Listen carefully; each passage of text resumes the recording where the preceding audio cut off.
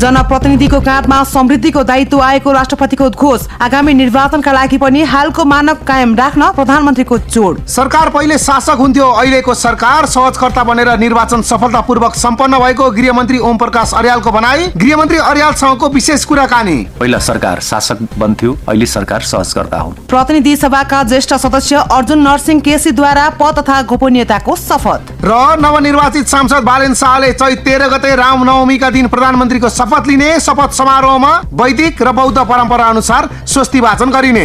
भर्खरै सम्पन्न प्रतिनिधि सभा सदस्य निर्वाचनले लोकतान्त्रिक अभ्यासलाई नयाँ उचाइमा पुर्याएको छ।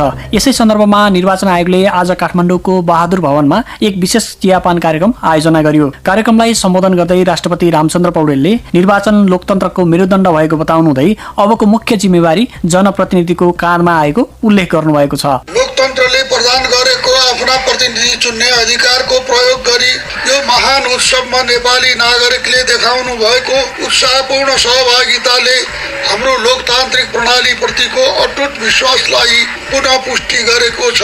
राष्ट्रपति पौडेलले यसपटकको निर्वाचनमा अपनाइएको हरित निर्वाचनको अवधारणा, मितव्ययिता र पारदर्शिताको प्रशंसा गर्नुभयो। उहाँले मतदाताले मतदान केन्द्रसम्म पुगेर व्यक्त गरेको मतादेशले नै मुलुकको भविष्यको दिशा तय गरेको समेत स्पष्ट पार्नुभयो। यसैगरी कार्यक्रममा बोल्दै प्रधानमन्त्री सुशीला कार्कीले निर्वाचन सम्पन्न गराउने क्रममा आयोगले स्थापित गरेको मानकलाई आगामी दिनमा पनि कायम राख्नु पर्नेमा जोड दिनुभयो। कुनै पनि मतदान केन्द्रमा पुनः मतदान गर्नुपर्ने अवस्था नआउनु र 10 लाख नयाँ युवा मतदाताको उत्साहजनक सहभागिता रहनु यस निर्वाचनको ऐतिहासिक सफलता भएको उहाँको भनाइ थियो।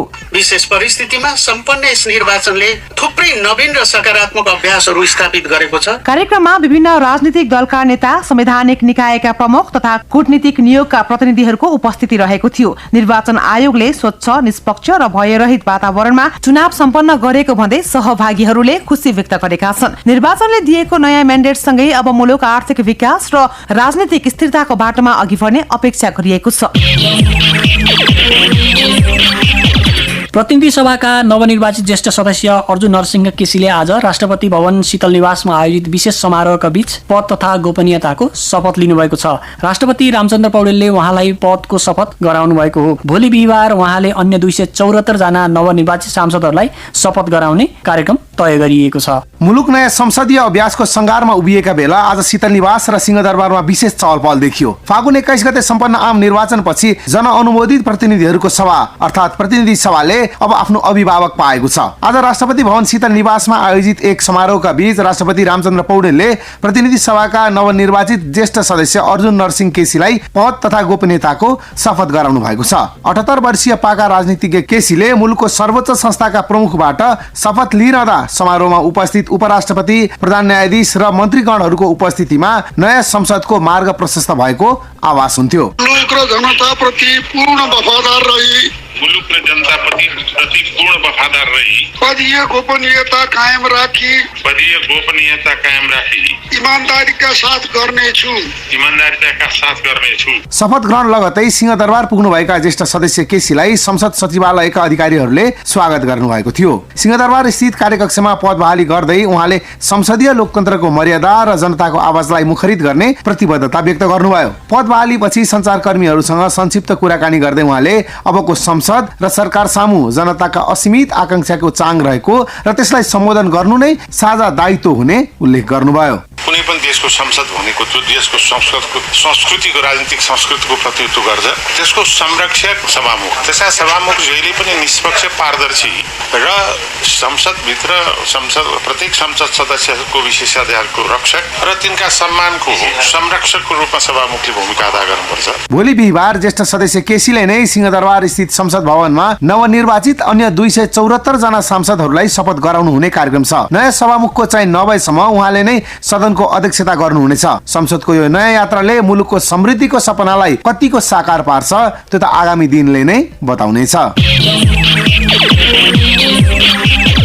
नवनिर्वाचित सांसद बालेन शाहले आगामी बुधबार रामनवमीको शुभ अवसरमा प्रधानमन्त्री पदको शपथ लिनुहुने भएको छ। शुक्रबार दिउँसो 12:34 हुने उक्त समारोहमा धार्मिक एवं आध्यात्मिक विधि अपनाइने भएको छ। थप सामग्री सहित सहकर्मी दिनेश लुइटेल। नवनिर्वाचित प्रतिनिधि सभा सदस्यहरूको शपथ ग्रहण भोलि हुँदैछ। सांसदहरूको शपथसँगै नयाँ सरकार गठनको प्रक्रिया अघि बढ्नेछ। भोलि नै राष्ट्रिय स्वतन्त्र पार्टीले संसदीय दलको नेतामा बालेन शाहलाई चयन गर्दैछ। आगामी शुक्रबार रामनवमीका दिन बालेन शाहले मुलुकको प्रधानमन्त्रीको रूपमा पद तथा गोपनीयताको शपथ लिनुहुने भएको छ। राष्ट्रिय स्वतन्त्र पार्टीले दिएको जानकारी अनुसार आगामी शुक्रबार दिउँसो 12:34 शुभ साइतमा राष्ट्रपति भवनमा शपथ ग्रहणको कार्यक्रम तय गरिएको छ। प्रधानमन्त्रीको शपथ ग्रहण समारोहलाई विशेष र सांस्कृतिक गरिमा प्रदान गर्न यसपटक वैदिक सनातन तथा बौद्ध परम्पराको सम्मिश्रण गरिने भएको छ। शपथ ग्रहण कार्यक्रममा 108 जना बटुकहरूले सामूहिक रूपमा स्वस्ति शान्ति वाचन गर्ने कार्यक्रम रहेको छ। त्यस्तै 108 जना बौद्ध भिक्षु तथा लामाहरूले शुभ मङ्गल पाठ गरी शुभकामना अर्पण गर्ने कार्यक्रम तय गरिएको छ।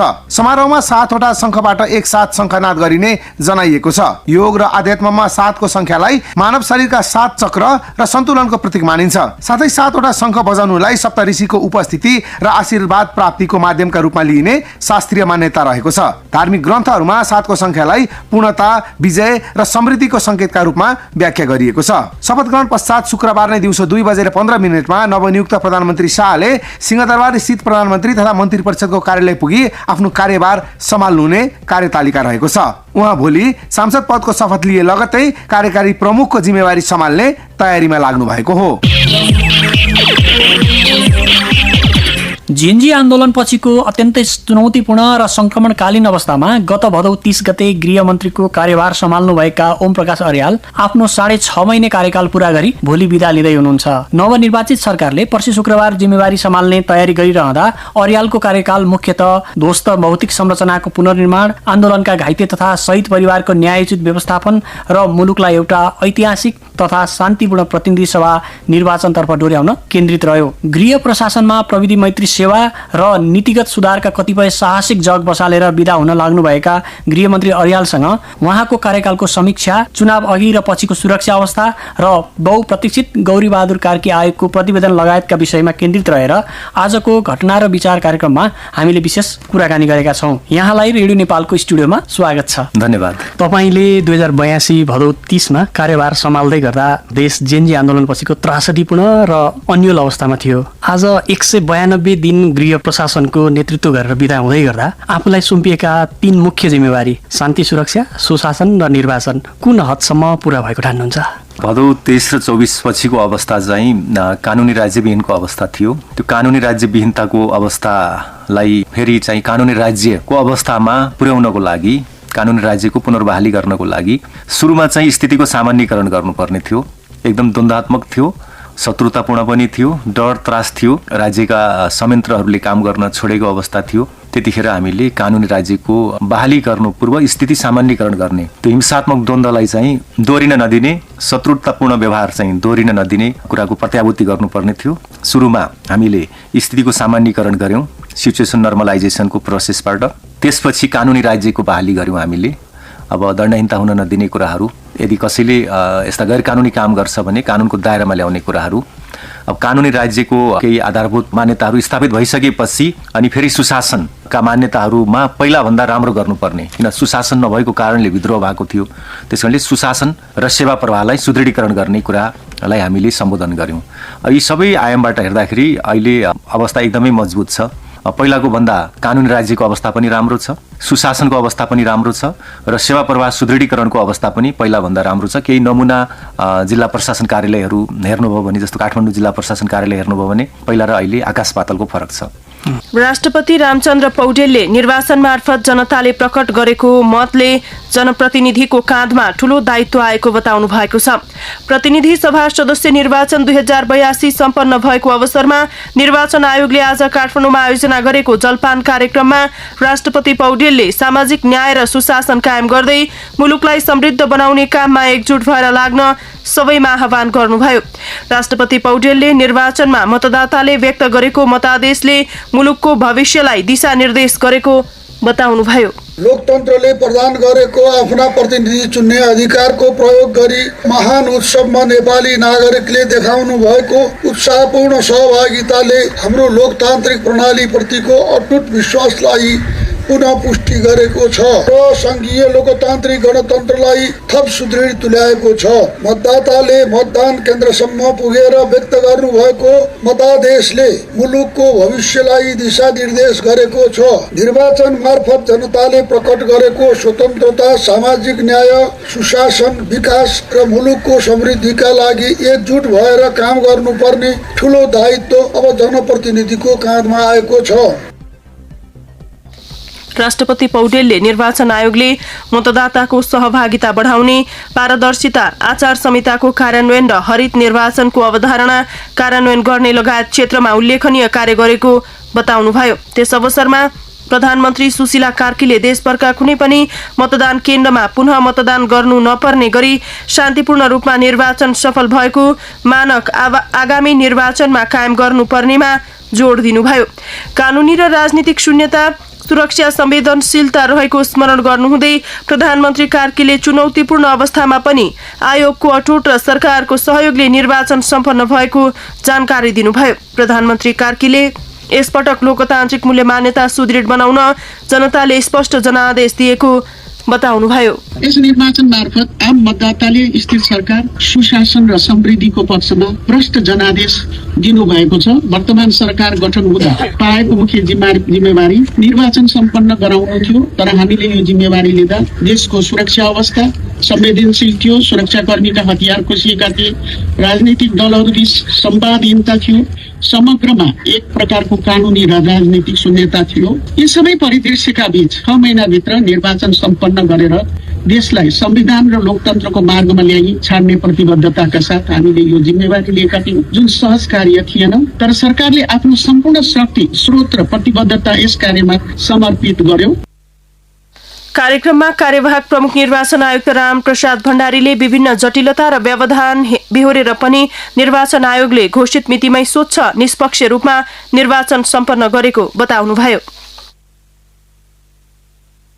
निर्वाचनमा उपलब्ध भएसम्म स्थानीय स्रोत साधनलाई अधिकतम उपयोगमा ल्याइएको थियो भने कागजको प्रयोगलाई न्यूनीकरण गरिएको थियो। साथै विगतका निर्वाचनमा प्रयोग भई मौजात रहेका निर्वाचन सामग्रीको यस निर्वाचनमा पुनः प्रयोग गरिएको थियो। यो निर्वाचन नियमित निर्वाचन नभएर विशेष परिस्थितिमा भएको निर्वाचन थियो। यस परिस्थितिमा आएको सक्रियता र सहजीकरण तिनै तहका सरकार, राजनीतिक दल, नागरिक समाज, सञ्चार जगत लगायत सबै सरकारवाला निकायको साथ सहयोग र सहकार्यमा निर्वाचन सम्पन्न भएको हो। विगतका निर्वाचनमा आचार संहिता, उम्मेदवारको योग्यता, निर्वाचन सुरक्षा तथा कर्मचारीको आचरणजन्य विषयका कारण देखाई विवाद देखिने गरेकोमा यस निर्वाचनमा त्यस्ता प्रकारका विवादहरू एकदमै न्यून रहे। निर्वाचन बदरका लागि एउटा पनि उजुरी परेन। यस निर्वाचनमा विभिन्न 8 देशका निर्वाचन व्यवस्थापन निकायका 24 जना प्रमुख प्रतिनिधिहरू, 22 वटा कूटनीतिक निकायका 164 जना प्रतिनिधि तथा 3 वटा अन्तर्राष्ट्रिय संस्थाबाट 39 जना पर्यवेक्षकहरूले निर्वाचनको परिवेशन गरी निर्वाचन शान्तिपूर्ण भएको, मतदाताको सहभागिता उत्साहजनक रहेको अनि शान्तिपूर्ण निर्वाचन भनी यस निर्वाचनलाई मूल्याङ्कन गरी प्रशंसा सहितका प्रतिवेदनहरू प्राप्त भएका छन्।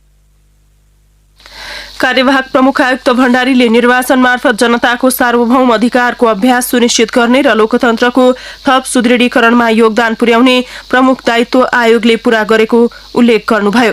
कार्यक्रममा आयोगका सहसचिव एवं प्रवक्ता नारायण प्रसाद भट्टराईले गत भदौ 23 र 24 गतेको नयाँ पुस्ताका युवाको आन्दोलनपछि विघटन भएको प्रतिनिधि सभा निर्वाचनपछि नयाँ वातावरण बनेको बताउनुभयो। राष्ट्रपति रामचन्द्र पौडेलले प्रतिनिधि सभाका नवनिर्वाचित ज्येष्ठ सदस्य अर्जुन नरसिंह केसीलाई पद तथा गोपनीयताको शपथ गराउनु भएको छ। राष्ट्रपति कार्यालयमा आज आयोजित विशेष समारोहमा राष्ट्रपति पौडेलले उहाँलाई पद तथा गोपनीयताको शपथ गराउनु भएको हो। समारोहमा उपराष्ट्रपति रामसाहेब प्रसाद यादव, प्रधान न्यायाधीश प्रकाशमान सिंह राउत, राष्ट्रिय सभाका अध्यक्ष नारायण प्रसाद दाहाल, मन्त्रीगण, नवनिर्वाचित सांसद, संवैधानिक निकायका प्रमुख, नेपाल सरकारका विशिष्ट श्रेणीका अधिकृत, सुरक्षा निकायका प्रमुख लगायत उपस्थित हुनुहुन्थ्यो। यसै गरी भोलि बिहिबार ज्येष्ठ सदस्य केसीले प्रतिनिधि सभाका नवनिर्वाचित बाँकी 274 जना सदस्यलाई शपथ गराउनुहुने संघीय संसद सचिवालयले जनाएको छ। नयाँ सभामुखको निर्वाचन नभएसम्म ज्येष्ठ सदस्य केसीले प्रतिनिधि सभा बैठकको अध्यक्षता गर्नुहुनेछ। गत फागुन 21 गते सम्पन्न प्रतिनिधि सभा सदस्यको निर्वाचनपछि संसद बैठक आह्वान गर्ने तयारी भइरहेको छ। ज्येष्ठ सदस्य केसीले आजै सिंहदरबार स्थित संघीय संसद सचिवालयमा पद बहाली गर्नुभयो। पद बहाली पश्चात प्रतिक्रिया दिँदै ज्येष्ठ सदस्य केसीले निर्वाचनमा जनताबाट व्यक्त असीमित चाहना र आकांक्षालाई संसद र सरकारले सम्बोधन गर्न सक्नुपर्नेमा जोड दिनुभयो। संयुक्त राज्य अमेरिकाका दक्षिण तथा मध्य एसियाली मामिला सम्बन्धी अमेरिकी विशेष दूत सर्जियो गोरले राष्ट्रिय स्वतन्त्र पार्टी रासोपाका सभापति रवि लामिछानेलाई बधाई दिनुभएको छ। विशेष दूत गोरले आज टेलिफोन गरी निर्वाचनमा प्राप्त जितका लागि रासोपालाई बधाई दिनुभएको नेपाल स्थित अमेरिकी दूतावासले जनाएको छ।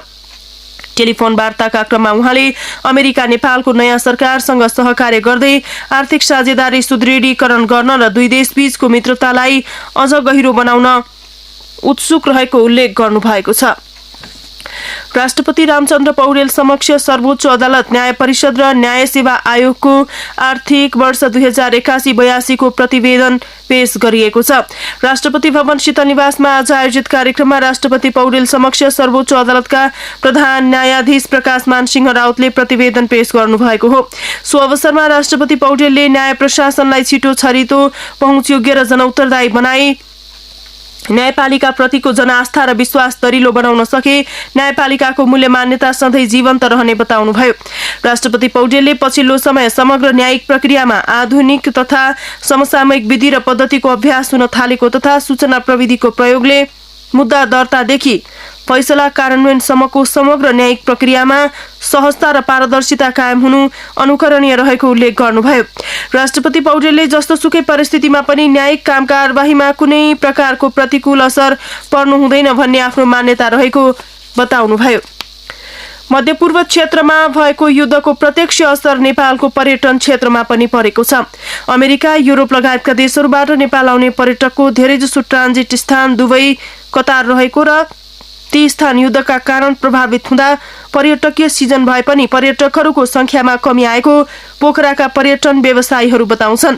पोखराबाट संवाददाता गौरव त्रिपाठीको रिपोर्ट। मध्य पूर्वमा जारी तनावका कारण अन्तर्राष्ट्रिय हवाई उडान प्रभावित हुँदा पर्यटकीय राजधानी पोखरामा पर्यटक आगमन घट्दै गएको छ। अमेरिका, इजरायल र इरान बीच तनाव बढ्दै जाँदा दोस्रो मुख्य पर्यटकीय सिजनमै पोखरामा पर्यटक आगमन घट्दै गएको सरकारवालाहरूले बताएका छन्। खास गरी युरोप र अमेरिकाबाट आउने पर्यटकको मुख्य ट्रान्जिट दुबई, कतार र साउदी अरेबिया युद्ध प्रभावित हुँदा पर्यटक आगमन प्रभावित भएको उनीहरूको भनाइ छ। पोखरा आउने पर्यटकहरूले धमाधम होटल, ट्राभल र ट्रेकिङ बुकिङ रद्द गरिरहेको पोखरा भ्रमण वर्षका संयोजक गोपी भट्टराई बताउनुहुन्छ। नेपाल आउने कतार, दुबई त्यो ट्रान्जिटलाई नै बढी युज गर्ने र युरोपबाट पनि अहिले नेपालमा आउने भनेको एडभेन्चर टुरिज्म र ट्रेकिङ एक्सपेडिसनको लागि र हाम्रो मनोरम दृश्य मनाउनेहरू विशेष गरी युरोपबाट आउनेहरू त्यही रुट हुने आउने कारण र नेपालीहरू पनि अत्याधिक मात्रामा यो बेलामा नेपालमा विभिन्न ठाउँमा जानुपर्छ भन्ने मान्छेहरू सबै 28 घण्टा 24 घण्टा फ्लाइटमा उडेर जहाँबाट उड्नु भएको छ वहीँ फर्किनु भएको छ। युद्धको कारण ग्यास र इन्धन अभावले पोखरामा व्यवसायहरू पनि समस्यामा पर्न थालेका छन्। होटल एसोसिएसन पोखरा नेपालका अध्यक्ष लक्ष्मण सुवेदीले अन्नपूर्ण पदयात्राको दोस्रो ठूलो सिजनमा समेत अपेक्षाकृत पर्यटकहरू नआएको बताउनुभयो। अन्नपूर्ण पदयात्रामा जाने मार्च, अप्रिल, मे भनेको दोस्रो सिजनको रूपमा हामी लिन्छौँ। तर अहिलेको मध्यपूर्वको जुन अवस्था छ त्यसले गर्दा नेपालमा युरोपियन पर्यटक र अमेरिकन पर्यटकहरू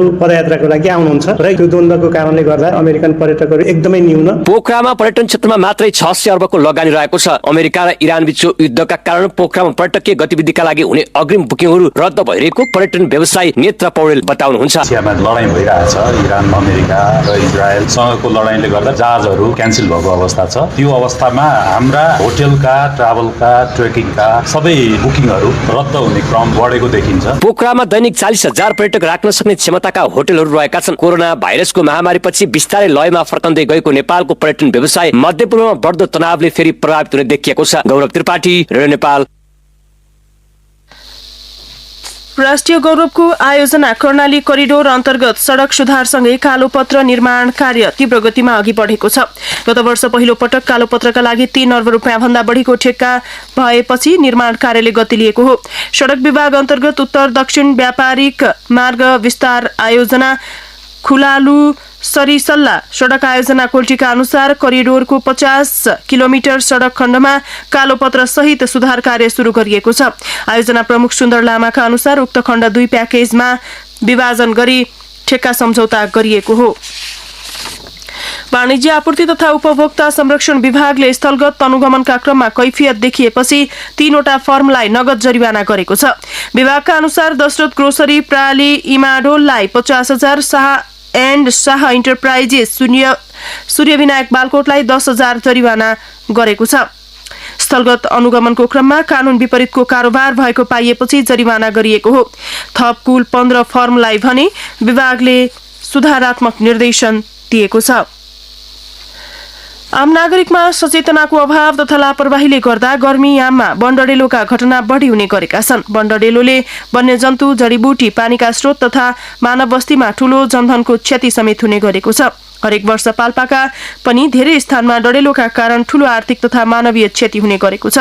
पाल्पाबाट संवाददाता विष्णु खनालको रिपोर्ट। गर्मीयाम सुरु भएसँगै पाल्पामा वन डढेलोका घटना सुरु हुन थालेका छन्। केही दिन अगाडि मात्रै रैनादेवी छहराको भुवन पोखरी डाँडा गाउँको जंगलमा डढेलो लाग्यो। गाउँपालिकाको दमकलको सहयोगले आगो नियन्त्रण हुँदा बस्ती जोगियो। वन आफ्नो सम्पत्ति भएकाले संरक्षणमा जोड़ दिनुपर्ने बताउनुहुन्छ सत्यवतीकी कविता खनाल। वन डढेलोले खानपानका मूलभूत सुके वन सम्पत्ति हो, त्यसलाई संरक्षण गरे भने देशमा विकास निकास त्यहीबाट बन्छ। डढेलो नियन्त्रण गर्नका लागि स्थानीय सरकार, सुरक्षा निकाय, वन उपभोक्ता समिति तथा वन कार्यालयले योजना सहित काम गर्नुपर्ने हुन्छ। मानिसकै लापरवाहीले डढेलो लाग्ने गरेको बताउनुहुन्छ अर्का स्थानीय टीकाराम पोखरेल। धेरै लापरवाही भएको छ। जति डढेलो लाग्छ मान्छेबाट लागेको छ, सम्बन्धित निकाय राज्यका अंगहरू लाग्नुपर्छ। गत वर्ष जिल्लामा राष्ट्रिय र सामुदायिक वन गरी 57 वटा वन डढेलोको घटना हुँदा 1152 हेक्टर क्षेत्रफल वन डढेलोले सखाप भएको थियो, जसमा 2 दर्जन बढी घरपालुवा जनावर मर्दा 2 घरगोठ पूर्ण क्षति भएको थियो। एकजनाको डढेलो नियन्त्रण गर्ने क्रममा मृत्यु समेत भएको डिभिजन वन कार्यालय पाल्पाले जनाएको छ।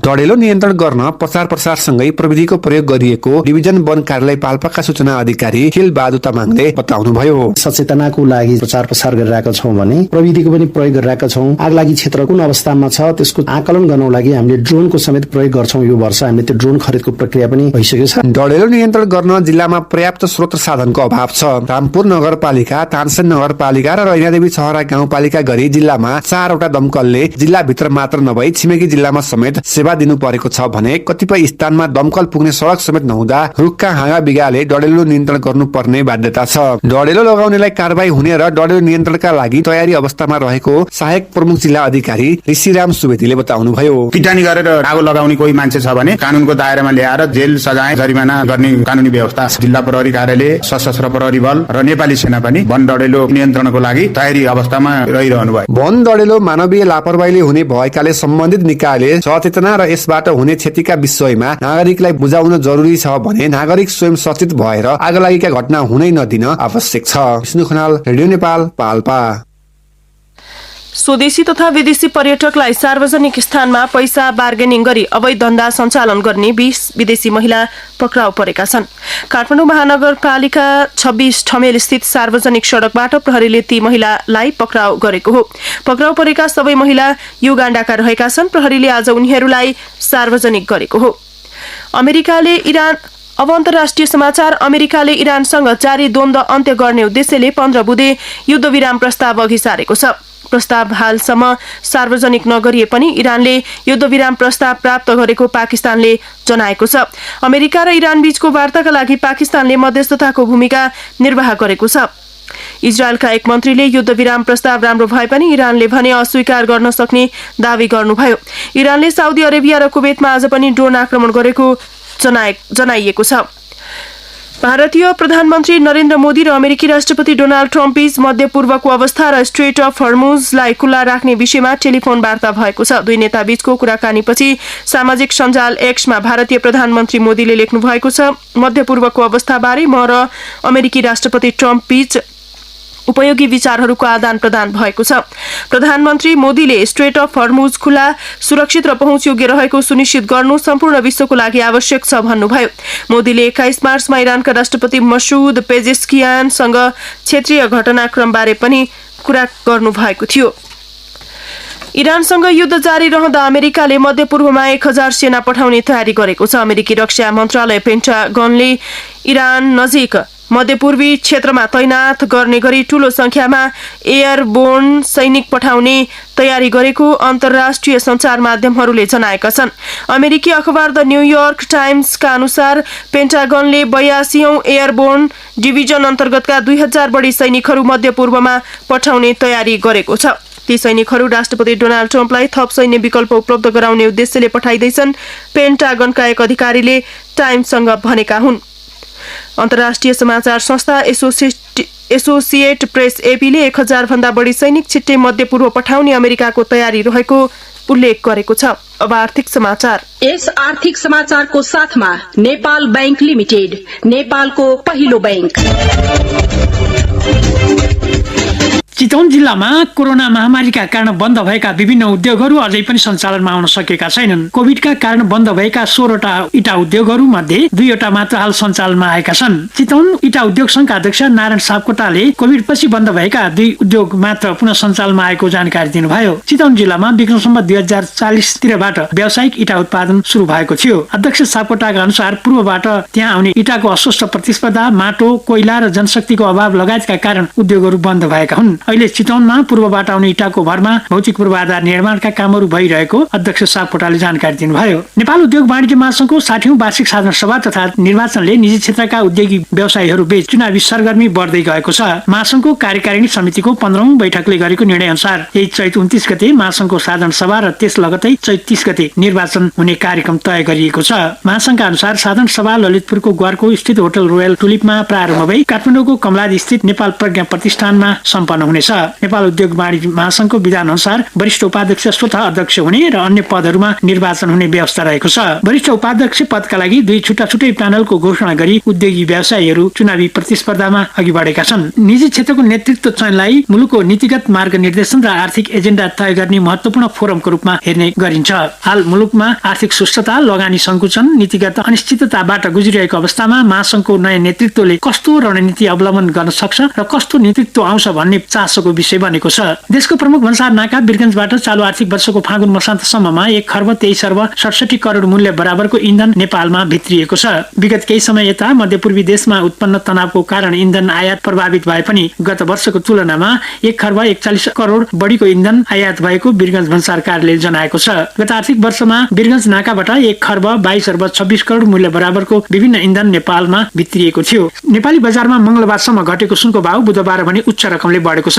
बुधबार एकै दिन सुनको भाव तोलामा 14,600 रुपियाँले वृद्धि भएको छ। बुधबारका लागि सुनको भाव प्रति तोला 2,88,500 रुपियाँ निर्धारण भई कारोबार भएको नेपाल सुनचाँदी व्यवसायी महासंघले जनाएको छ। अघिल्ला 5 कारोबार दिन लगातार बढेको नेपाली शेयर बजार बुधबार भने घटेको छ। बजारको परिसूचक नेप्से अघिल्लो दिनको तुलनामा बुधबार 24.45 अंकले घटेको छ। परिसूचक घटेसँगै नेप्से 2,935 अंकमा कायम भएको छ। मंगलबार 14 अर्ब 83 करोडको कारोबार भएको बजारमा बुधबार 15 अर्ब 9 करोड बराबरको कारोबार भएको छ। आर्थिक समाचारका साथमा हुनुहुन्थ्यो भुवन आचार्य। अब खेल समाचार। कर्णाली प्रदेशले प्रधानमन्त्री कपमा पहिलो जित निकालेको छ। कम एकफलको प्रतिस्पर्धामा कर्णालीले कोशी प्रदेशलाई 16 रनले हरायो। जितको लागि 152 रनको सहज लक्ष्य पाएको कोशी 44.4 ओभरमा अल आउट हुँदै 135 रनमा रोकिँदा हार बिहोर्न बाध्य भयो। त्यसअघि जनकपुरको रामजानकी बहुउद्देश्य स्टेडियममा पहिले ब्याटिङ गरेको कर्णालीले मात्र 39.1 ओभरमा सबै विकेट गुमाएर 151 रन बनायो। अर्को खेलमा मधेसी प्रदेशले पनि पहिलो जित निकालेको छ। खेलमा मधेसले सुदूरपश्चिम प्रदेशलाई 5 विकेटले हरायो। जितको लागि 161 रनको सामान्य चुनौती मधेसले 38.4 ओभरमा 5 विकेट गुमाउँदै पूरा गर्यो। वीरगञ्जको नारायणी क्रिकेट मैदानमा मधेसले टस जितेर फिल्डिङ रोजेपछि पहिले ब्याटिङ गरेको सुदूरपश्चिमले 43.2 ओभरमा सङ्घर्ष गर्दै 160 रन मात्र बनायो। फिफा सिरिज 2026 को लागि 32 सदस्यीय नेपाली राष्ट्रिय महिला फुटबलको प्रारम्भिक टोली घोषणा गरिएको छ। अखिल नेपाल फुटबल संघ एन्फाले थाइल्यान्डमा आयोजना हुने सिरिजको तयारीका लागि बुधबार टोलीको नाम सार्वजनिक गरेको हो। फिफा सिरिज अन्तर्राष्ट्रिय मैत्रीपूर्ण प्रतियोगिता हो जसले विभिन्न राष्ट्रका टोलीलाई प्रतिस्पर्धात्मक अभ्यासको अवसर प्रदान गर्छ। सिरिजमा नेपाल, आयोजक थाइल्यान्ड सहित न्यू क्यालेडोनिया, DR कङ्गो छन्। थाइल्यान्ड र न्यू क्यालेडोनिया तथा नेपाल र DR कङ्गोले खेल्नेछन्। 2 खेलको विजेताले फाइनल खेल्नेछन्। पराजित टिमले तेस्रो स्थानको लागि खेल्ने तालिका रहेको छ। नेपालले कङ्गोसँग 12 अप्रिलमा खेल्नेछ। नेपाली राष्ट्रिय क्रिकेट टोलीका अलराउन्डर दिपेन्द्र सिंह हेरी ICC T20I अलराउन्डर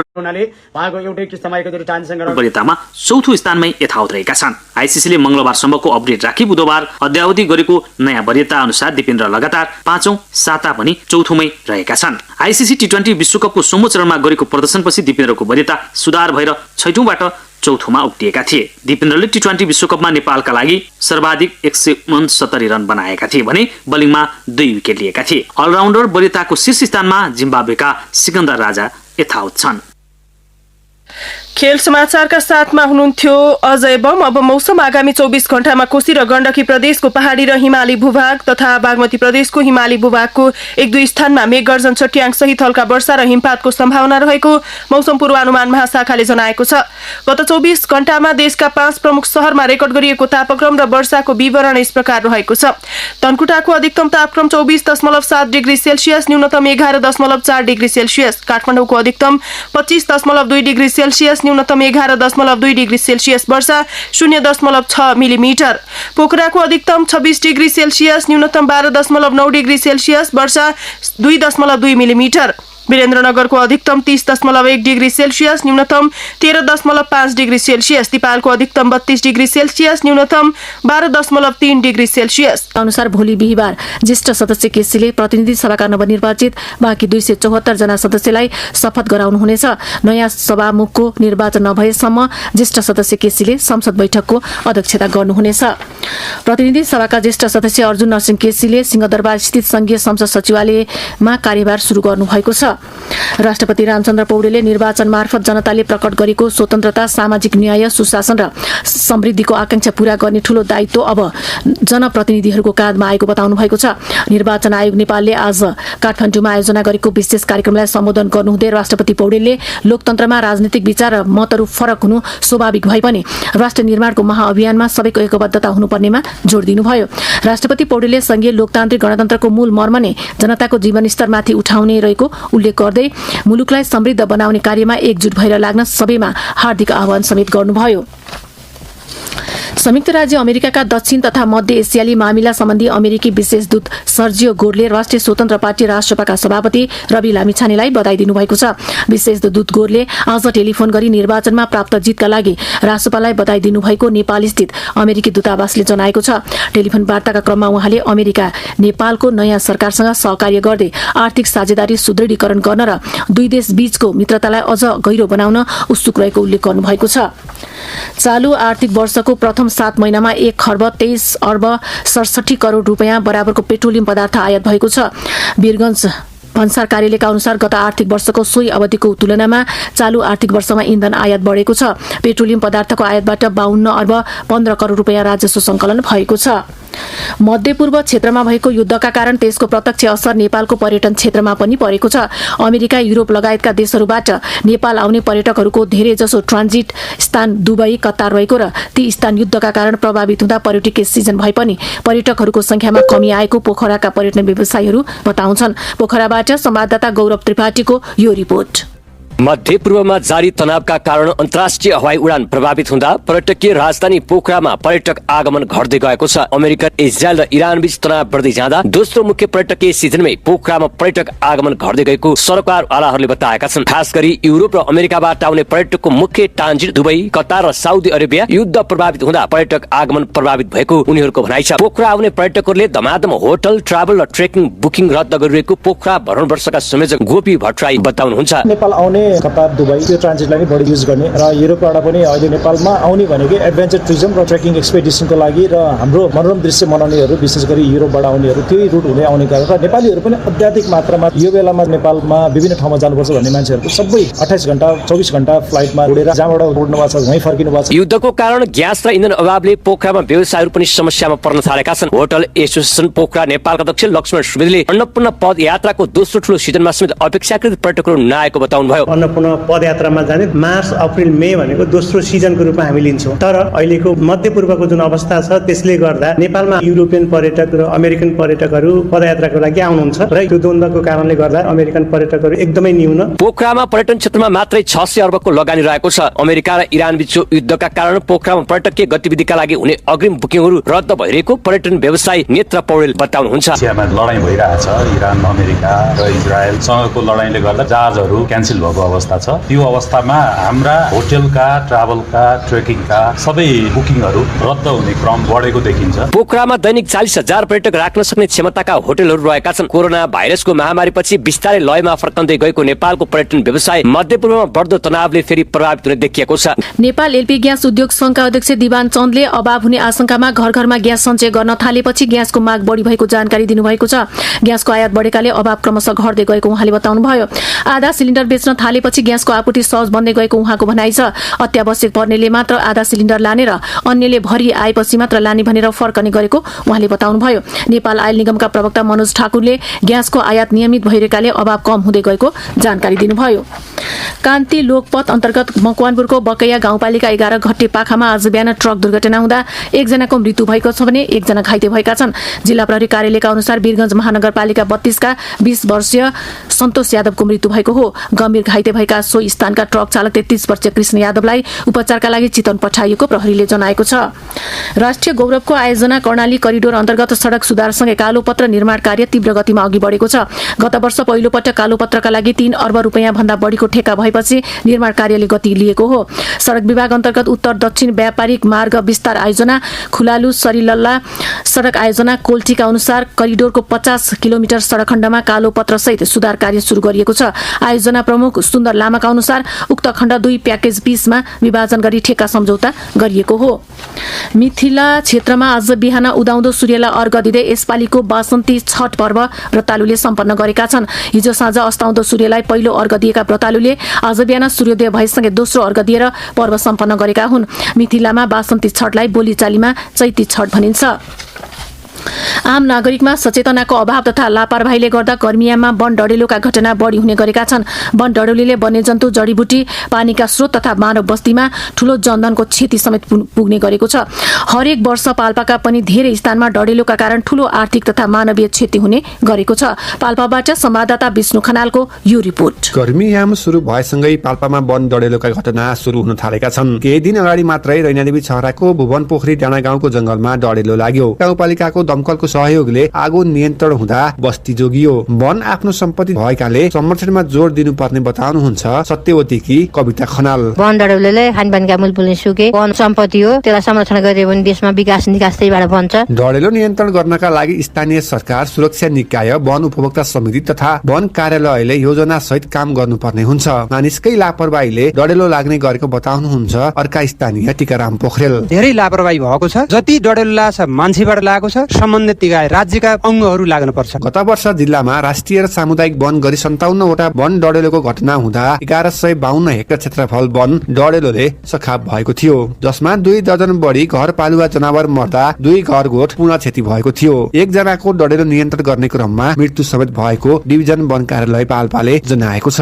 डढेलो नियन्त्रण गर्न प्रचार प्रसारसँगै प्रविधिको प्रयोग गरिएको डिभिजन वन कार्यालय पाल्पाका सूचना अधिकारी खिल बहादुर तामाङले बताउनुभयो। सचेतनाको लागि प्रचार प्रसार गरिरहेका छौं भने प्रविधिको पनि प्रयोग गरिरहेका छौं। आगलागी क्षेत्र कुन अवस्थामा छ त्यसको आकलन गर्नको लागि हामीले ड्रोनको समेत प्रयोग गर्छौं। यो वर्ष हामीले त्यो ड्रोन खरिदको प्रक्रिया पनि भइसकेको छ। डढेलो नियन्त्रण गर्न जिल्लामा पर्याप्त स्रोत साधनको अभाव छ। रामपुर नगरपालिका, तानसेन नगरपालिका र रैनादेवी छहरा गाउँपालिका गरी जिल्लामा 4 वटा दमकलले जिल्ला भित्र मात्र नभई छिमेकी जिल्लामा समेत सेवा दिनु परेको छ भने कतिपय स्थानमा दमकल पुग्ने सडक समेत नहुँदा रुखका हाँगा बिगाले डढेलो नियन्त्रण गर्नुपर्ने बाध्यता छ। डढेलो लगाउनेलाई कारबाही हुने र डढेलो नियन्त्रणका लागि तयारी अवस्थामा रहेको सहायक प्रमुख जिल्ला अधिकारी ऋषिराम सुवेदीले बताउनुभयो। किटानी गरेर आगो लगाउने कोही मान्छे छ भने कानुनको दायरामा ल्याएर जेल, सजाय, जरिमाना गर्ने कानुनी व्यवस्था जिल्ला प्रहरी कार्यालय, सशस्त्र प्रहरी बल र नेपाली सेना पनि वन डढेलो नियन्त्रणको लागि तयारी अवस्थामा रहिरहनु भयो। वन डढेलो मानवीय लापरवाहीले हुने भएकाले सम्बन्धित निकायले सचेतना र यसबाट हुने क्षतिका विषयमा नागरिकलाई बुझाउन जरुरी छ भने नागरिक स्वयं सचेत भएर आगलागीका घटना हुनै नदिन आवश्यक छ।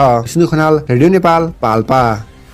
वन डढेलो सम्बन्धी रिपोर्ट पछि अब अन्तर्राष्ट्रिय समाचार। अमेरिकाले इरानसँग जारी द्वन्द्व अन्त्य गर्ने उद्देश्यले 15 बुँदे युद्धविराम प्रस्ताव अघि सारेको छ। यो प्रस्ताव पाकिस्तान मार्फत इरानसम्म पुर्याइएको बताइएको छ, जसले अमेरिका र इरान बीच वार्ता पुनः सुरु गराउन मध्यस्थताको भूमिका खेल्ने संकेत दिएको अन्तर्राष्ट्रिय सञ्चार माध्यमहरूले जनाएका छन्।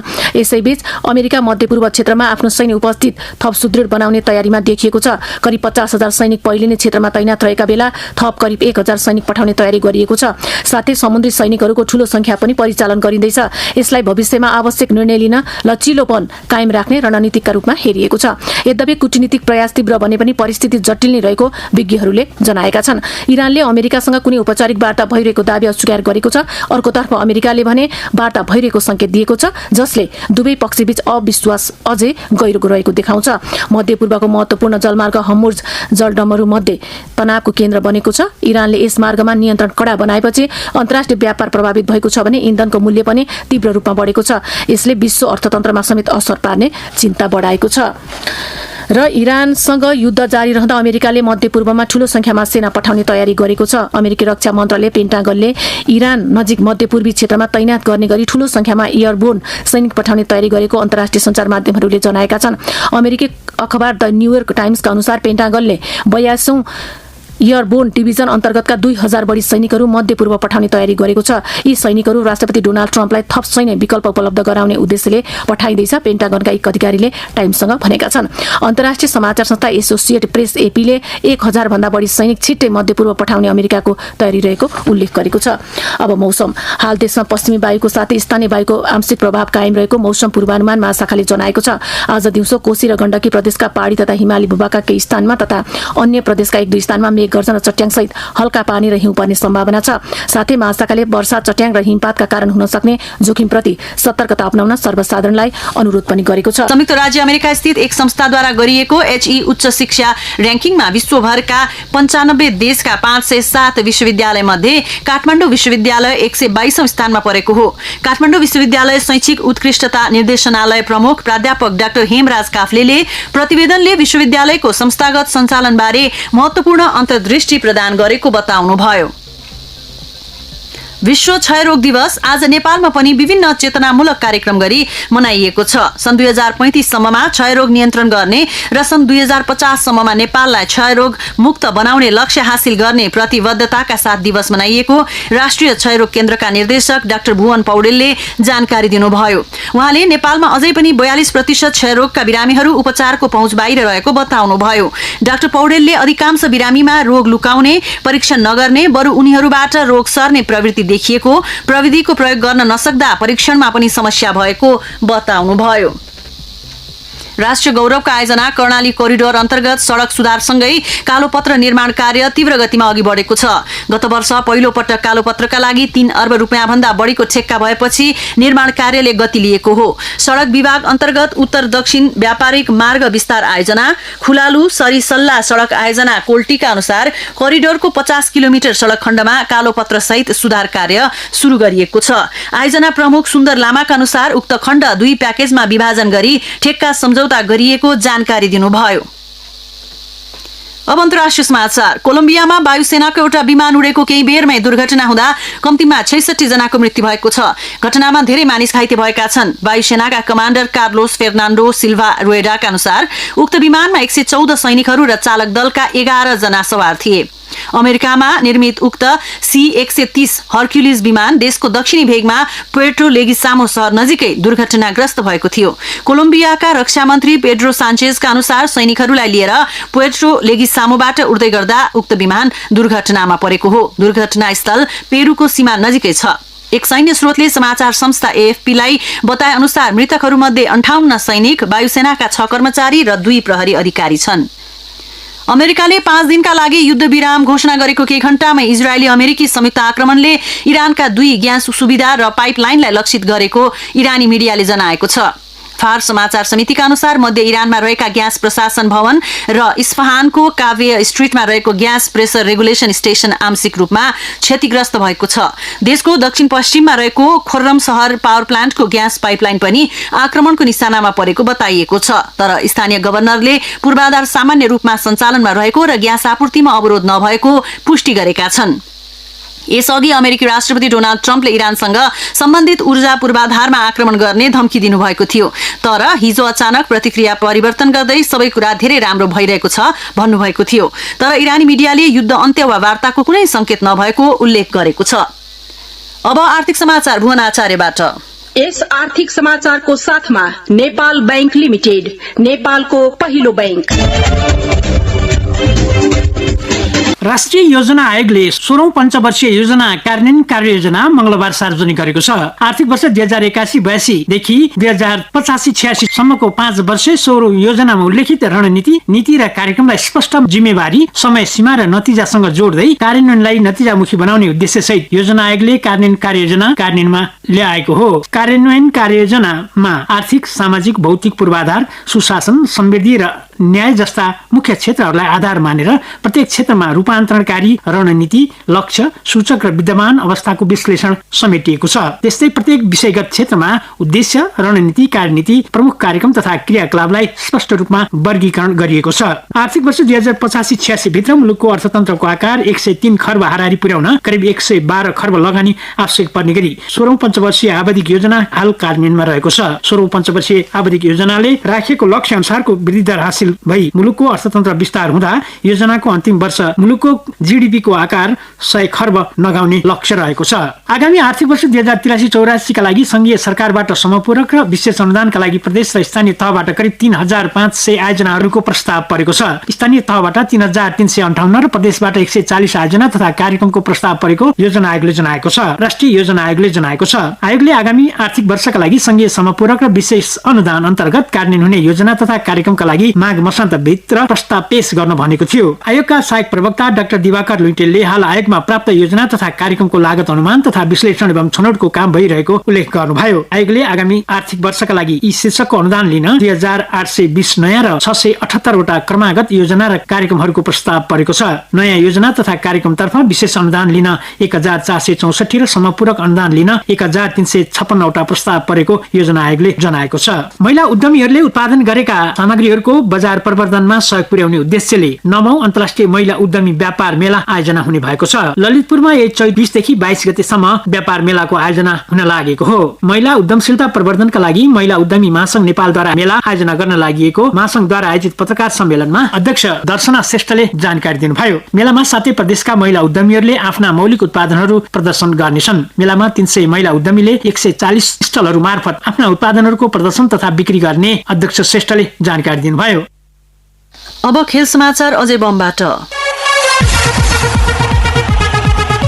विभागीय टोली नेपाल पुलिस क्लबले प्रधानमन्त्री कप राष्ट्रिय क्रिकेट प्रतियोगितामा फराकिलो जित दर्ता गरेको छ। मंगलबार माथिल्लो मुनपानी क्रिकेट मैदानमा सम्पन्न खेलमा पुलिसले अर्को विभागीय टोली नेपाल एपीएफ क्लब विरुद्ध 185 रनको फराकिलो जित हात पारेको हो। एपीएफले टस जितेर बलिङ रोजेपछि पहिला ब्याटिङ गरेको पुलिसले निर्धारित 50 ओभरमा 9 विकेट गुमाएर 355 रनको विशाल योगफल तयार पारेको थियो। प्रतियोगिताको इतिहासमा बनेको यो सर्वाधिक ठूलो योगफल हो। यसअघि एपीएफले 2018 को दोस्रो संस्करणमा तत्कालीन प्रदेश नम्बर 2 विरुद्ध 339 रनको योगफल तयार पारेको थियो। 356 रनको विशाल लक्ष्य पछ्याएको एपीएफले 44 ओभरमा सबै विकेट गुमाएर 170 रन मात्र बनाउन सक्यो। प्रतियोगिताको दोस्रो खेलमा पहिलो जित हात पारेको पुलिसको यो पहिलो जित हो। पुलिस पहिलो खेलमा त्रिभुवन आरबी क्लबसँग पराजित भएको थियो। दोस्रो खेलमा एपीएफको भने यो पहिलो हार हो। एपीएफले पहिलो खेलमा बागमती प्रदेशलाई पराजित गरेको थियो। अर्को खेलमा बागमती प्रदेशले पहिलो जित दर्ता गरेको छ। तल्लो मुलपानी क्रिकेट मैदानमा सम्पन्न खेलमा बागमतीले गण्डकी प्रदेशलाई 170 रनले पराजित गरेको हो।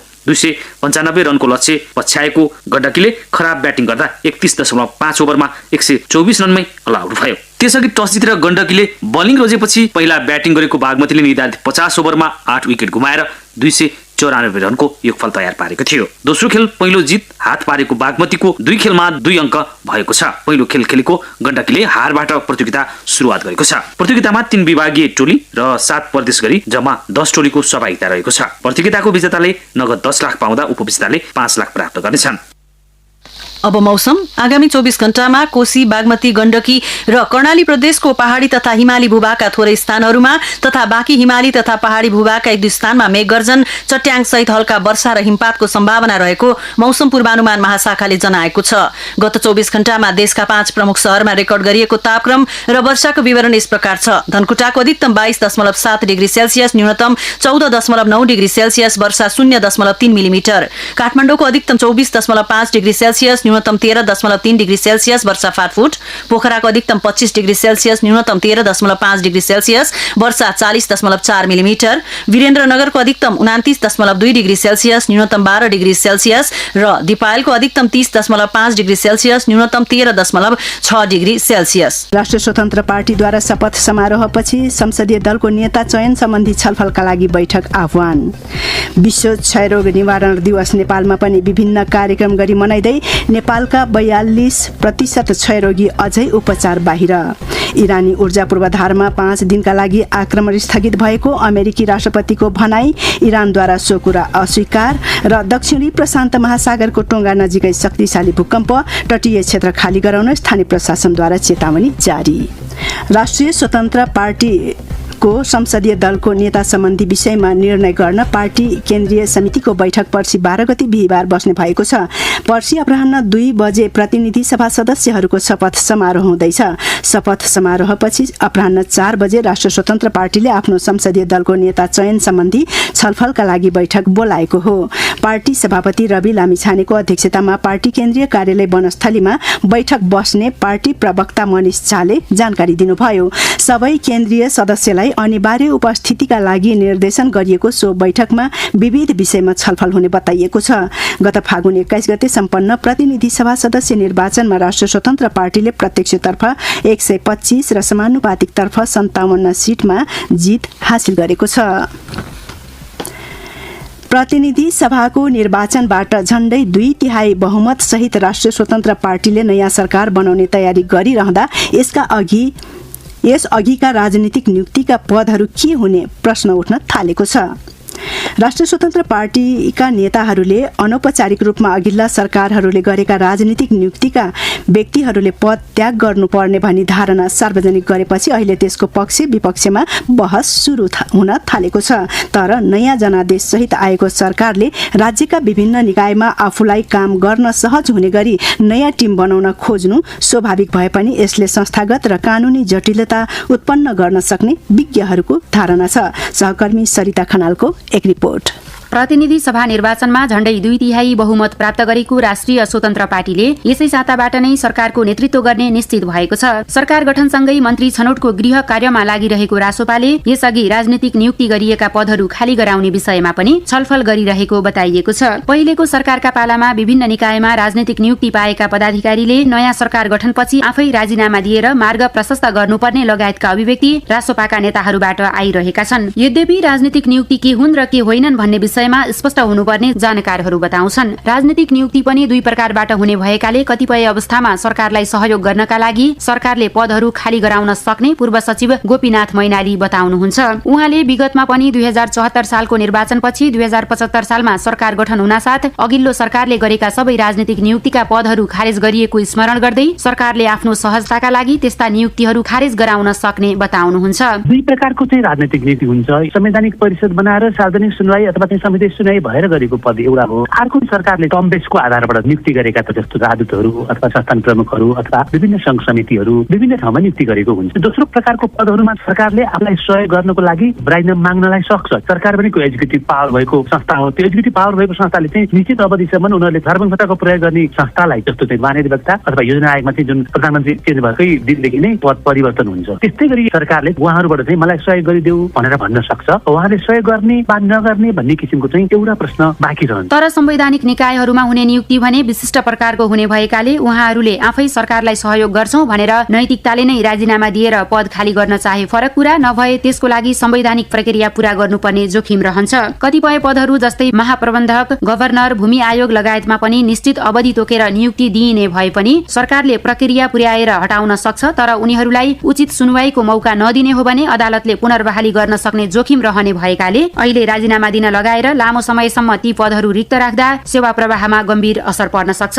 त्यसैले विगतका राजनीतिक नियुक्तिका पदहरू खाली गराउँदा राज्यले भविष्यमा आवश्यक देखे योग्य व्यक्तिहरूलाई फेरि सेवा लिन सक्ने गरी तयारी अवस्थामा राख्नु सरकारका लागि पनि राम्रो हुने पूर्व सचिव मैनाली बताउनुहुन्छ। संवैधानिक पदाधिकारीहरू राज्यका विशिष्ट संस्थाहरूमा नियुक्ति गरेका संवैधानिक प्रक्रिया पूरा गरेर त्यस्ता व्यक्तिहरू चाहिँ उहाँहरूको नैतिकताले राजीनामा दिनुहुन्छ, हामीले सहयोग गर्छौँ भनेर दिनुहुन्छ भने बेग्लो कुरा होइन भनेदेखि चाहिँ त्यसको लागि संसदीय प्रक्रिया वा संवैधानिक प्रक्रिया पूरा गर्नुपर्ने हुन्छ। एउटा त्यहाँ जोखिम रहन्छ। अर्को भूमि आएको होला अथवा चाहिँ महाप्रबन्धकहरू, गभर्नरहरू, सिओहरू यिनीहरूको लागि पनि निश्चित अवधि तोकेर नियुक्ति दिएको हुन्छ। सरकारले प्रक्रिया पुर्याएर हटाउन सक्छ। तर यो बेलामा चाहिँ उहाँहरूलाई उचित सुनवाईको मौका दिएन भनेदेखि फेरि अदालतले पुनर्बहाली गरिदिएको धेरै सम्भावना छ। जसले गर्दाखेरि चाहिँ संस्थाहरू चाहिँ अलिक घिरघिरो भएर बस्ने कुराहरू हुन्छ। स्ट्राइक गर्न खोजेको हो अथवा चाहिँ फ्रेस स्टार्ट गर्न खोजेको हो नयाँ सरकारले भनेदेखि चाहिँ उहाँहरूले चाहिँ नैतिकताको आधारमा सरकारलाई सहयोग गर्यो भनेदेखि त्यो राम्रो हुन्छ र इतिहासले उहाँलाई राम्रो मूल्याङ्कन गर्छ। कुनै पनि संस्थाको निर्माण र नेतृत्व विकास भनेको आफैमा लामो प्रक्रिया हो। अहिले विभिन्न संस्था संस्थाको नेतृत्वमा रहेका 1100 भन्दा धेरै अर्थात् सबै खराब नभएको र ती मध्ये धेरैजना योग्यता र क्षमताकै आधारमा त्यहाँ पुगेका हुन सक्छन्। सबैका लागि राजनीतिक निकटता र चलखेलका आधारमा मात्र नियुक्ति भएको भन्ने भाष्य बनाउनु गलत हुने विशेषज्ञहरू बताउँछन्। त्यसैले राजनीतिक नियुक्ति पाएका सबैलाई एउटै डालोमा नराखी काम गर्न सक्षम र असक्षम व्यक्तिबीच फरक छुट्याएर मात्र निर्णय लिनु अब बन्ने सरकारका लागि उचित हुन्छ।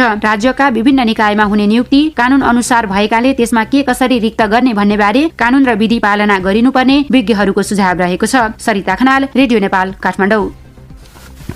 सरिता खनालको यो रिपोर्टपछि अब अन्य समाचार। नेपाल नागरिकता चौथो संशोधन नियमावली 2082 जारी भएदेखि आमाको नामबाट 2948 जनाले नागरिकता लिएका छन्। नयाँ नियमावली जारी भएपछि हालसम्म नयाँ व्यवस्था अनुसार उनीहरूले नागरिकता प्राप्त गरेको गृह मन्त्रालयले जनाएको छ। चौथो पटक संशोधन गरिएको नेपाल नागरिकता नियमावली राजपत्रमा प्रकाशित गरिएको थियो। गत पुस 11 गते बसेको मन्त्री परिषद बैठकले नेपाल नागरिकता चौथो संशोधन नियमावलीमा स्वीकृत गर्ने निर्णय गरेको थियो। नयाँ व्यवस्था अनुसार बुबा वा आमा मध्ये एकजनाले जन्मका आधारमा नेपाली नागरिकता प्राप्त गरेको र अर्को अभिभावक नागरिकता नपाउँदै मृत्यु भएको वा बुवाको ठेगाना अज्ञात रहेको अवस्थामा तथा नेपाली आमाबाट विदेशमा जन्मिएका बुबाको पहिचान नभएका तर नेपालमा थायी बसोबास गरिरहेका सन्तानको हकमा प्रमुख जिल्लाधिकारीले आवश्यक छानबिन गरी अङ्गीकृत नेपाली नागरिकता प्रदान गर्न सक्ने व्यवस्था गरिएको छ। आगामी आर्थिक वर्ष 2083-84 का लागि संघीय सरकारबाट सम्पूरक र विशेष अनुदान लिन प्रदेश र स्थानीय तहबाट करिब 3500 आयोजनाको प्रस्ताव परेको छ। राष्ट्रिय योजना आयोगका अनुसार स्थानीय तहबाट 3358 र प्रदेशबाट 140 आयोजना तथा कार्यक्रमको प्रस्ताव परेको हो। आयोगले आगामी आर्थिक वर्षका लागि संघीय सम्पूरक र विशेष अनुदान अन्तर्गत कार्यान्वयन हुने योजना तथा कार्यक्रमका लागि गत माघ मसान्तभित्र प्रस्ताव पेश गरिसक्न भनेको थियो। आयोगका सहायक प्रवक्ता डाक्टर दिवाकर लुइटेलका अनुसार हाल आयोगमा प्राप्त योजना तथा कार्यक्रमको लागत अनुमान तथा विश्लेषण र छनौट भइरहेको छ। कपिलवस्तुको महाराजगञ्ज नगरपालिका 2 अन्तर्गत बरगदामा भएको घटनापछि जारी गरिएको निषेधाज्ञा हटाइएको छ। जिल्ला प्रशासन कार्यालय तौलेहवाले सूचना जारी गर्दै शान्ति सुरक्षाको अवस्था सामान्य बन्दै गएको तथा नागरिकको दैनिकी सहज बनाउन आवश्यक देखिएकाले आजदेखि निषेधाज्ञा हटाइएको जनाएको हो। कपिलवस्तुका सहायक प्रमुख जिल्लाधिकारी भविश्वर घिमिरेले सामाजिक सद्भाव, शान्ति सुरक्षा र कानूनी व्यवस्था कायम राख्न सबै पक्षलाई संयमता अपनाउन आग्रह समेत गर्नुभयो। हो, हामी क्षयरोग अन्त्य गर्छौं। राष्ट्रिय अभियान हाम्रो योगदान नाराका साथ विविध चेतनामूलक कार्यक्रमका साथ देशका विभिन्न भागमा विश्व क्षयरोग दिवस निवारण दिवस मनाइँदैछ। सन् 2035 सम्ममा क्षयरोग महामारी अन्त्य गर्ने र सन् 2050 सम्ममा देशलाई क्षयरोग मुक्त बनाउने लक्ष्य हासिल गर्न सबैले आफ्नो क्षेत्रबाट आफ्नो जिम्मेवारी पूरा गर्ने प्रतिबद्धताका साथ यो दिवस मनाइएको राष्ट्रिय क्षयरोग केन्द्रका निर्देशक डाक्टर भुवन पौडेलले जानकारी दिनुभयो। मुलुकमा अझै पनि 42% क्षयरोगी उपचार बाहिर रहेका बताउँदै उहाँले अधिकांश बिरामीमा रोग लुकाउने परीक्षण नगर्ने बरु उनीहरूबाट रोग सर्ने प्रवृत्ति देखिएको प्रविधिको प्रयोग गर्न नसक्दा परीक्षणमा पनि समस्या भएको बताउनुभयो। क्षयरोग निवारणका लागि सरकारले 6241 स्वास्थ्य संस्थामा क्षयरोग उपचार सेवा सञ्चालन गरेको जानकारी दिँदै उहाँले 785 संस्थामा निर्दिष्ट माइक्रोस्कोपी सेवा र 142 संस्थामा द्रुत परीक्षण सेवा निशुल्क रूपमा सञ्चालन भइरहेको बताउनुभयो। गृह मन्त्रालयले सम्पत्ति शुद्धिकरणमा वित्तीय लगानी न्यूनीकरणका लागि आवश्यक सहयोगका लागि आग्रह गरेको छ।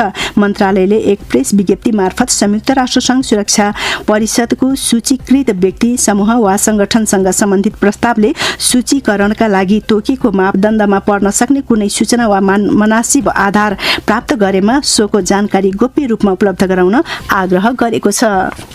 मिथिला अञ्चलमा आज साँझ अस्ताउँदो सूर्यलाई अर्घ दिँदै लोक आस्था एवं सूर्य पूजाको महान उत्सव चैती छठ पर्व मनाइँदैछ।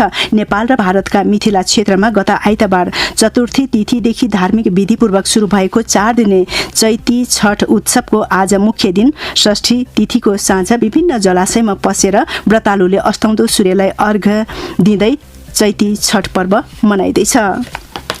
देशका विभिन्न भागमा गए राति भएका सवारी दुर्घटनामा परि 6 जनाको मृत्यु भएको छ।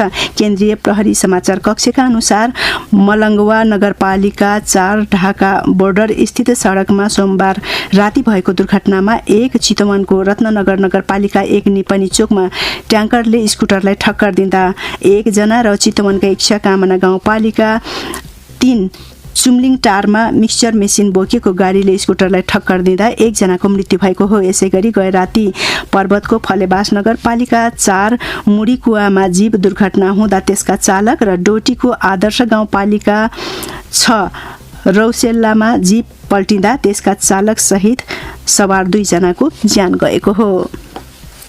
अब अन्तर्राष्ट्रिय समाचार। अमेरिकी राष्ट्रपति डोनाल्ड ट्रम्पले तेहरानसँग उपलब्धिमूलक वार्तापछि इरानी ऊर्जा पूर्वाधार विरुद्धको आक्रमण 5 दिनका लागि स्थगित गरेको बताउनु भएको छ। इरानले भने वार्ता भएको कुरा अस्वीकार गरेको छ। यदि इरानले 48 घण्टाभित्र हर्मुजको जलक्षेत्र पूर्ण रूपमा नखोलेमा सम्पूर्ण इरानी पूर्वाधारहरू नष्ट गर्ने ट्रम्पको धम्कीपछि आक्रमण स्थगितको सूचना आएको जनाइएको छ। इरानले शान्ति वार्ताको दाबीलाई अस्वीकार गर्दै द्वन्द्वरत स्थिति कायम रहेको जनाएको छ। इरानी संसदका प्रमुख मोहम्मद बाघेर घालिबाफले तेहरान वाशिंटनसँग वार्ताका लागि अझै तयार नभएको बताउनु भएको छ। दक्षिणी प्रशान्त महासागरको टोङ्गा नजिकै शक्तिशाली भूकम्प गएपछि स्थानीय प्रशासनले तटीय क्षेत्र खाली गराउन चेतावनी जारी गरेको छ। 7.6 म्याग्निच्युडको उक्त भूकम्पले क्षेत्रीय रूपमा त्रास फैलाए पनि हालसम्म ठूलो क्षति वा सुनामीको खतरा नदेखिएको जनाइएको छ। अमेरिकी भूगर्भ सर्वेक्षण युनाइटेड स्टेट जियोलोजिकल सर्वेका अनुसार भूकम्प स्थानीय समयअनुसार आज साँझ करिब 237 किलोमिटर गहिराईमा गएको हो। भूकम्पको गहिराई बढी भएकाले सतहमा प्रभाव केही सीमित भएको अनुमान गरिएको छ। भूकम्पको केन्द्र टोङ्गाको दोस्रो ठूलो सहर नियाफूबाट करिब 153 किलोमिटर पश्चिम समुद्रमा रहेको बताइएको छ। कोलम्बियाको हवाई सेनाको विमान दुर्घटनामा मृत्यु हुनेको संख्या 66 पुगेको सैन्य स्रोतले बताएको छ। दक्षिणी अमेजन क्षेत्रमा गए राति उडान भरेको केही समयमै दुर्घटनाग्रस्त भएको विमानमा सवार धेरै मानिस घाइते भएकाले मृतकको संख्या अझै बढ्न सक्ने स्थानीय शहरका मेयर लुइस एमिलियो बुस्टोसले जानकारी दिनुभयो। भग्नावशेषबाट अहिले पनि शव र घाइतेहरूको उद्धार कार्य जारी रहेको रोइटर्स समाचारले जनाएको छ। विमानमा 11 जना चालक दलका सदस्य सहित 125 जना सवार रहेका थिए। अब मौसम। हाल नेपालमा पश्चिमी वायुका साथै स्थानीय वायुको आंशिक प्रभाव रहेको मौसम पूर्वानुमान महाशाखाले जनाएको छ। महाशाखाका अनुसार आज दिउँसो कोशी, बागमती, गण्डकी र कर्णाली प्रदेशका पहाडी र हिमाली भूभागका केही स्थानमा मेघगर्जन र चट्याङ सहित हल्का वर्षा र हिमपातको सम्भावना रहेको छ। अर्यालले उत्साहवर्धक रूपमा निर्वाचन सफल बनाउन सक्रिय केन्द्रदेखि जिल्ला तहसम्मको सुरक्षा समितिहरू, निर्माण कमान्ड फोर्स, सुरक्षा सेल र जिम्मेवार सरकारी अधिकारीहरूले खेलेको भूमिका ऐतिहासिक र राज्यका लागि उत्तरदायी भएको बताउनुभयो। आगामी शुक्रबार देशले 2015 साल पछिकै सबैभन्दा बलियो निर्वाचित सरकार पाउँदैछ। 182 सिट सहित झण्डै 2/3 नजिकको बहुमत प्राप्त गरी राष्ट्रिय स्वतन्त्र पार्टी रासोपा देशको पहिलो शक्तिका रूपमा उदाएको छ। निर्वाचन आयोगले प्रतिवेदन बुझाए लगत्तै राष्ट्रपति रामचन्द्र पौडेलले संविधानको धारा 76 एक बमोजिम बहुमतको सरकार गठनका लागि आह्वान गर्ने तयारी गर्नु भएको छ। रासोपा स्रोतका अनुसार नयाँ सरकारको पहिलो मन्त्री परिषद बैठकले केही साहसिक र ऐतिहासिक निर्णयहरू गर्नेछन्। तीमध्ये सबैभन्दा चर्चामा रहेको विषय हो सरकारी निकायमा रहेका सबै प्रकार